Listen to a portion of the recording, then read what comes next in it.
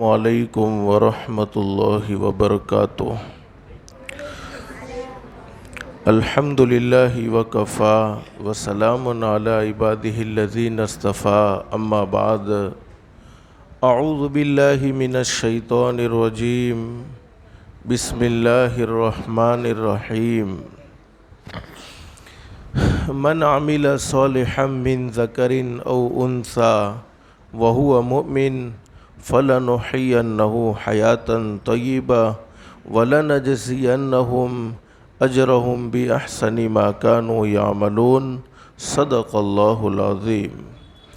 رب اشرح لي صدری ویسر لي امری واحلل عقدۃ من لسانی یفقهوا قولی۔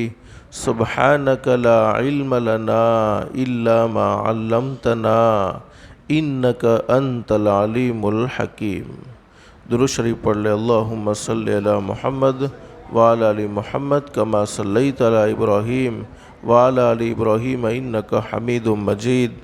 اللہم بارک علی محمد وعلی آل محمد کما بارکت علی ابراہیم وعلی آل ابراہیم انک حمید مجید۔ اللہ کا ہم سب پر بہت بڑا احسان اور بہت بڑا کرم ہے کہ اللہ نے ہم سب کو تھوڑی دیر کے لیے اپنے گھر میں یعنی مسجد میں جمع فرمایا۔ دعا کرو اللہ ہم سب کے جمع ہونے کو قبول فرمائے۔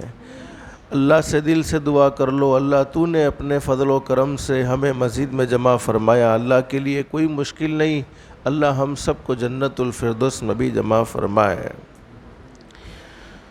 بڑوں سے زیادہ معصوم بچوں کا مجمع نظر آتا ہے، اور یہ بچے کیسی زبردست صلاحیت کے مالک ہیں میں آپ کو بتلانا چاہتا ہوں۔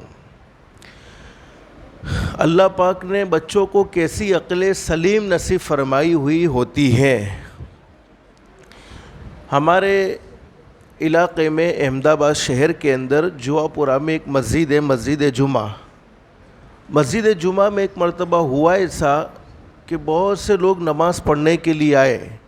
اب ہمارے وہ جگری دوست مولانا رفیق صاحب مسجد کے امام صاحب تھے، وہ مجھے سنا رہے تھے، اور اس وقت میں موجود تھا کہ چھوٹے چھوٹے بچے آگے کی جگہ کو روکے ہوئے نیچے بیٹھے ہوئے تھے۔ حضرت مولانا امام صاحب نے فرمایا کہ بچوں تم اوپر چلے جاؤ، بڑوں کا مجمع زیادہ آ رہا ہے۔ تو ایک بچے نے دوسرے بچے سے کیا کہہ دیا کہ چل اپنے تو چلتے، اپنے تو روز آتے، یہ تو آج آئے ہوئے ہیں۔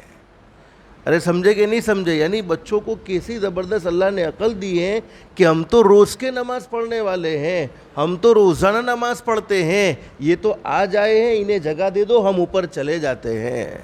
اللہ ہم سب کے بچوں کو ہماری آنکھوں کی ٹھنڈک بنائے، اور بچوں سے بھی کہوں گا اپنے ماں باپ کا فرما بردار بننے کی اللہ سے دعائیں کرتے رہنا چاہیے۔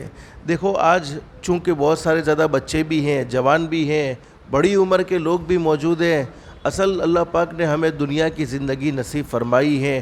بچے بھی ان باتوں کو سمجھتے ہیں، ہمارے جوان بھی سمجھتے ہیں، ہمارے بوڑھے بھی سمجھتے ہیں کہ دنیا کی زندگی ہمیشہ ہمیش کی نہیں ہوتی ہے، ایک نہ ایک دن یہ دنیا کی زندگی ختم ہو جاتی ہے۔ اصل زندگی ہماری آخرت کی زندگی ہے، اور اللہ پاک نے ہمیں دنیا کی زندگی آخرت کی زندگی سنوارنے کے لیے نصیب فرمائی ہے، دنیا کی زندگی آخرت کی زندگی بنانے کے لیے نصیب فرمائی ہے۔ اور حدیث شریف میں ہمارے نبی حضرت محمد الرسول اللہ صلی اللہ علیہ وسلم کا ارشاد عالی ہے، فرمایا نبی کریم صلی اللہ علیہ وسلم نے، الکیس من دان نفسہ عامل لما بعد الموت۔ ہمارے نبی نے فرمایا میری امت کے سمجھدار لوگ وہ ہیں، ہوشیار وہ ہیں، چالاک وہ ہیں، جو دنیا کی زندگی میں، ختم ہونے والی زندگی میں ایسے اعمال کر لیں جو اعمال اسے موت کے بعد کام آنے والے ہیں۔ جیسے 5 وقت کی نماز کا اہتمام کیا تو یہ نماز موت کے بعد کام آئے گی۔ اللہ کو راضی کرنے کے لیے ہم نے اپنے آپ کو گناہوں سے بچایا تو یہ گناہوں سے بچنا موت کے بعد کام آئے گا۔ اللہ کو راضی کرنے کے لیے ہم نے اپنے ماں باپ کی خدمت کی تو یہ ماں باپ کی خدمت موت کے بعد کام آئے گی۔ ہم نے اللہ کو راضی کرنے کے لیے علم دین سیکھنے میں محنت کی تو یہ محنت محنت موت کے بعد کام آئے گی۔ اور ہمارے نبی حضرت محمد الرسول اللہ صلی اللہ علیہ وسلم نے فرمایا والعاجز من اتبع نفسه هواها وتمنى على اللہ او کما قول النبی صلی اللہ علیہ وسلم۔ حضرت اقدس نبی کریم صلی اللہ علیہ وسلم نے ارشاد فرمایا میری امت کا ناسمجھ، میری امت کا نادان وہ ہے جو دنیا کی زندگی اپنی منمانی گزارے، دنیا کی زندگی اللہ کو ناراض کرنے میں گزارے، دنیا کی زندگی اللہ کے نبی کو ناراض کرنے میں گزارے، دنیا کی زندگی میں اللہ کو ناراض کرنے والے کام کرتا رہے، دنیا کی زندگی میں اللہ کے نبی کو ناراض کرنے والے کام کرتا رہے اور اللہ سے جنت کی امید لگائے بیٹھا ہو۔ تو میں اپنے جوانوں سے بھی کہوں گا، اپنے بچوں سے بھی کہوں گا، زندگی اللہ پاک کی بہت بڑی نعمت ہے۔ اور قرآن کریم میں اللہ رب العالمین فرماتے ہیں ثم لتسألن یومئذ عن النعیم۔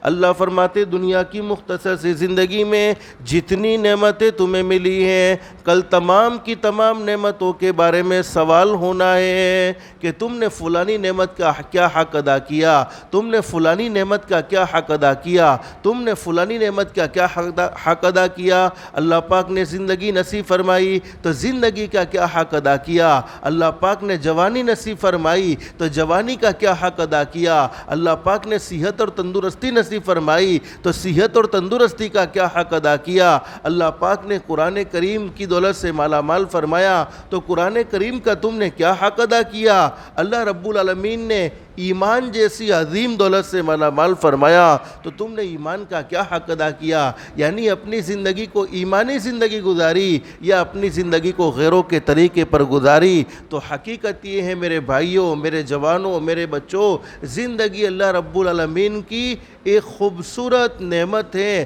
اللہ پاک نے ہمیں دنیا کی زندگی آخرت کی زندگی سنوارنے کے لیے نصیب فرمائی ہے، دنیا کی زندگی آخرت کی زندگی بنانے کے لیے نصیب فرمائی ہے۔ اب دنیا کی زندگی میں پیارے بچوں ہم سب کو کیا کرنا چاہیے؟ اللہ رب العالمین نے ہمیں مسلمان بنایا، ہم مسلمان ہیں، ہم سب کا یہ عقیدہ ہونا چاہیے ہمارا بولو پیدا کرنے والا کون؟ ایک اللہ ہے۔ اور ہم کس پر ایمان لائے ہیں؟ ایک اللہ پر ایمان لائے ہیں، ہم ایک اللہ کو ماننے والے ہیں۔ اور ہمارے آخری نبی حضرت محمد الرسول اللہ صلی اللہ علیہ وسلم جو تمام نبیوں کے سردار ہیں، تمام کائنات کے سردار ہیں، بلکہ تمام مخلوق کے سردار ہیں، ہمارے نبی حضرت محمد الرسول اللہ صلی اللہ علیہ وسلم کے آخری امتی ہیں۔ لیکن ہمارے نبی حضرت محمد الرسول اللہ صلی اللہ علیہ وسلم نے ارشاد فرمایا میری امت میں کامیاب وہ ہے، حدیث شریف میں فرمایا نبی کریم صلی اللہ علیہ وسلم نے کل امتی يدخلون الجنة الا من ابا قیل من یأبا قال من اطاعنی دخل الجنہ ومن عصانی فقد ابا او کما قال النبی صلی اللہ علیہ وسلم۔ حضرت اقدس نبی کریم صلی اللہ علیہ وسلم نے ارشاد فرمایا کل امتی يدخلون الجنة الا من ابا، میری امت کا ہر آدمی جنت میں داخل ہوگا، مرنا تو ہر کسی کو ہے، ایک نہ ایک دن موت ضرور آئے گی، مرنے کے بعد دو ٹھکانے ہیں، ایک جنت ہے ایک جہنم ہے، جنت کامیاب لوگوں کا ٹھکانہ ہے، جہنم ناکام لوگوں کا ٹھکانہ ہے۔ اور موت تو ہر ایک کی آنے والی ہے، ہم نے دنیا سے کئی جنازے دیکھے ہیں، ہم نے دنیا سے کئیوں کو جاتے ہوئے دیکھا ہے، ہم نے اپنے رشتہ داروں کی موت اپنی آنکھوں سے دیکھی ہے، اپنے پڑوسیوں کو بھی دنیا سے جاتے ہوئے دیکھا ہوگا، اپنے گھر والوں کو بھی دنیا سے جاتے ہوئے دیکھا ہوگا۔ تو دنیا سے تو ہر کوئی جائے گا، دنیا میں کوئی ہمیشہ نہیں رہے گا۔ اللہ رب العالمین فرماتے ہیں کل من علیہا فان ویبقا وجہ ربک ذو الجلال والاکرام فبأی آلاء ربکما تکذبان۔ اللہ فرماتے فرماتے دنیا میں پیدا ہونے والی ہر چیز کو فنا ہو جانا ہے، ہر چیز کو ختم ہو جانا ہے، ہر چیز کو میٹ جانا ہے، دنیا میں کوئی چیز باقی نہیں رہے گی۔ باقی رہنے والی ذات بولو کس کی ہے؟ ایک اللہ کی ہے، جو ہمیشہ ہمیشہ ہیں اور ہمیشہ ہمیشہ باقی رہیں گے۔ باقی تمام کی تمام مخلوق کو ختم ہو جانا ہے، تو موت تو ہر ایک کی آنے والی ہے۔ ایک دن مرنا ہے، آخر موت ہے، کر لے جو کرنا ہے، آخر موت ہے۔ ہم دنیا کی زندگی میں اچھے عمل کریں گے، پھر بھی مرنا ہی مرنا ہے۔ دنیا کی زندگی برائیوں میں گزاریں گے، دنیا کی زندگی میں اپنے ماں باپ کو ستائیں گے، دنیا کی زندگی اپنی منمانی گزاریں گے، دنیا کی زندگی میں ہم اپنی زبان سے جھوٹ بولیں گے، آنکھوں سے غلط دیکھیں گے، کانوں سے غلط سنیں گے، زبان سے غلط بولیں گے، پھر بھی مرنا ہی مرنا ہے۔ موت تو ہر ایک کی آنے والی ہے، موت سے کوئی بچنے والا نہیں ہے، موت ہر ایک کی آئے گی، لیکن مرنے کے بعد دو ٹھکانے، ایک جنت اور ایک جہنم۔ جنت جس میں کوئی ٹینشن نہیں ہوگا، وہاں ہر طرح کی راحت ہوگی، وہاں ہر طرح کا سکون ہوگا، وہاں پر ہر طرح کا اطمینان ہوگا۔ حدیث شریف میں ہمارے نبی نے فرمایا میری امت کا ہر آدمی جنت میں داخل ہوگا، کل امتی یدخلون الجنت الا من ابا، لیکن وہ شخص جس نے انکار کر دیا۔ قیل من یابا، صحابی نے پوچھا اللہ کے نبی انکار کرنے والا کون ہے؟ جنت میں جانے کا کون انکار کرے گا؟ تو ہمارے نبی نے فرمایا من اطاعنی دخل الجنہ، جس نے حضرت نبی کریم صلی اللہ علیہ وسلم کے طریقے کے مطابق زندگی گزاری وہ جنت میں داخل ہوگا۔ ومن عصانی فقد ابا، اور جس نے حضرت نبی کریم صلی اللہ علیہ وسلم کے طریقے کے خلاف ورزی میں زندگی گزاری وہ جنت میں داخل نہیں ہو سکتا، بلکہ اس نے جنت کا انکار کر دیا۔ اب میں آپ کو ایک آخری بات بتا کر بات ختم کروں گا، اللہ ہم سب کو عمل کی توفیق نصیب فرمائے۔ حدیث شریف میں موجود ہے، اللہ سے دل سے دعا کر لو، یہ شعبان کا مبارک مہینہ ہے، ہمارے نبی نے فرمایا شعبان کا مہینہ یہ میرا مہینہ ہے۔ اللہ پاک ہم سب کو مدینۃ المنورہ کی حاضری نصیب فرمائے، مدینہ جانا ہمارے لیے مقدر فرمائے۔ حدیث شریف میں موجود ہے، ایک مرتبہ ہمارے نبی حضرت محمد الرسول اللہ صلی اللہ علیہ وسلم تشریف فرما ہے، حضرت اقدس نبی کریم صلی اللہ علیہ وسلم بیٹھے ہوئے ہیں، اور حضرت اقدس نبی کریم صلی اللہ علیہ وسلم کی مجلس میں سیدھا سادہ کھانا چل رہا ہے، یعنی صحابہ کرام کھانا کھا رہے ہیں۔ اب ایک صاحب اس مجلس میں بیٹھے ہوئے تھے، وہ الٹے ہاتھ سے کھانا کھا رہے تھے۔ بولو اصل سنت کون سے ہاتھ سے کھانا ہے؟ سیدھے ہاتھ سے کھانا سنت ہے، لیکن وہ صاحب کون سے ہاتھ سے کھا رہے تھے؟ الٹے ہاتھ سے کھا رہے تھے۔ اب ہمارے نبی حضرت محمد الرسول اللہ صلی اللہ علیہ وسلم نے فرمایا سیدھے ہاتھ سے کھاؤ، اس لیے کہ سیدھے ہاتھ سے کھانا یہ میرا طریقہ ہے، یہ میری سنت ہے، اور جس نے میری سنت سے محبت کی، من احب سنتی فقد احبنی، اس نے مجھ سے محبت کی، اور جس نے مجھ سے محبت کی یعنی ہمارے نبی سے محبت کی، اور جس نے ہمارے نبی سے محبت کی، ہمارے نبی فرماتے وہ جنت میں میرا ساتھی ہوگا۔ لیکن وہ صاحب جو الٹے ہاتھ سے کھا رہے تھے، ان کے دل میں گھمنڈ تھا، ان کے دل میں تکبر تھا، سوچنے لگے کہ اگر سب کے سامنے نبی کی بات کو مان لوں گا تو میں چھوٹا ہو جاؤں گا۔ حالانکہ ہم سب جانتے ہیں نبی کی بات کو ماننے میں کوئی چھوٹا ہونے کی بات نہیں تھی۔ وہ سوچنے لگے کہ نبی کی بات کو مان لوں گا تو میں ذلیل ہو جاؤں گا، میں چھوٹا ہو جاؤں گا۔ حالانکہ نبی کی بات کو ماننے پر عزت ملتی، وہ عزت تو اللہ ہی جانتا ہے کہ کیسی عزت ملتی ہے،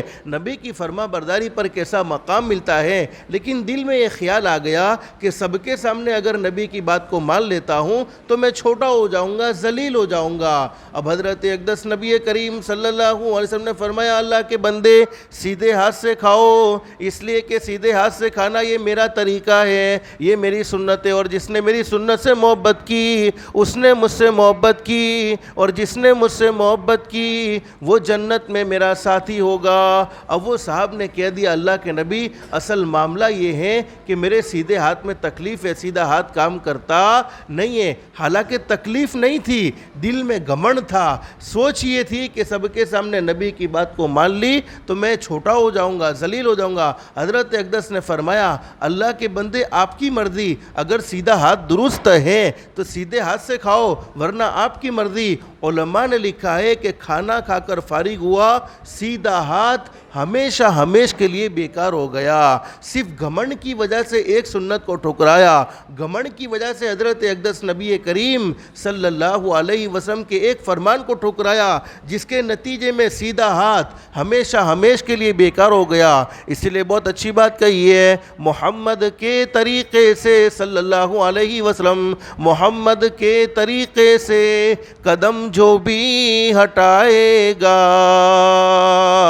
محمد کے طریقے سے قدم جو بھی ہٹائے گا, کبھی راستہ نہ پائے گا, کبھی منزل نہ پائے گا. منزل چاہیے, کامیابی چاہیے تو ہمیں ہمارے نبی کو راضی کرنا ہوگا. ہمارے مدرسے میں ہمارے استادوں نے ہمیں حضرت اقدس نبی کریم صلی اللہ علیہ وسلم کی جتنی سنتیں سکھلائی, پانی پینے کی سنتیں سکھلائی, کھانا کھانے کی سنتیں سکھلائی, گھر میں داخل ہونے کی دعا سکھلائی, گھر سے باہر نکلنے کی دعا سکھلائی, مسجد میں آنے کی دعا سکھلائی, مسجد سے باہر نکلنے کی دعا سکھلائی. یہ ساری کی ساری دعاؤں کو ہم اہتمام کے ساتھ پڑھیں گے تو ہم ہمارے نبی سے سچی محبت کرنے والے ہوں گے, ہم ہمارے نبی سے سچا پیار کرنے والے ہوں گے, اور ہمارے دل میں ہمارے نبی سے سچی محبت ہوگی تو اللہ پاک ہمیں دنیا میں بھی کامیابی نصیب فرمائے گا, آخرت میں بھی کامیابی نصیب فرمائے گا.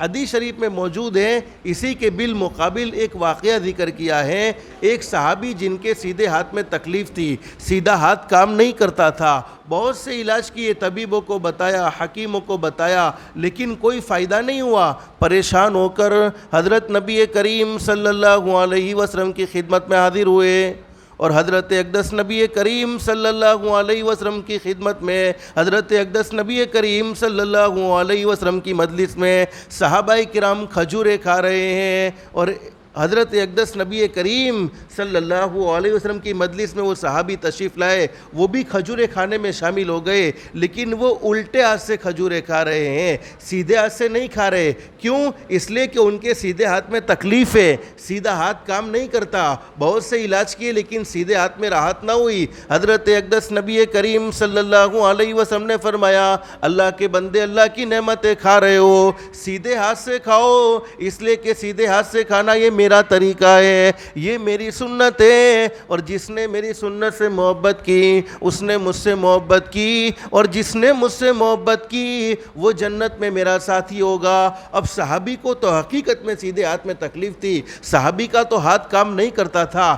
صحابی کو چاہیے تھا کہ اللہ کے نبی کے سامنے عذر کر دیتے کہ اللہ کے نبی میرا سیدھا ہاتھ کام نہیں کرتا ہے, میرے سیدھے ہاتھ میں تکلیف ہے. لیکن صحابی نے عذر نہیں کیا, بلکہ اپنے ہاتھ کو مخاطب کر کے کہا کہ اے ہاتھ تو طبیبوں سے نہیں مانا, اے ہاتھ تو حکیموں سے نہیں مانا, اے ہاتھ تو علاج کرنے والوں سے نہیں مانا, اے ہاتھ تو مجھ سے نہیں مانا, اب تو تجھے حضرت اقدس نبی کریم صلی اللہ علیہ وسلم کی خدمت میں لا کر رکھا ہے, نبی کی بات تو تجھے ماننی ہی پڑے گی, نبی کی بات تو تجھے قبول کرنی ہی پڑے گی. یوں کہہ کر ہاتھ کو ایک جھٹکا دیا.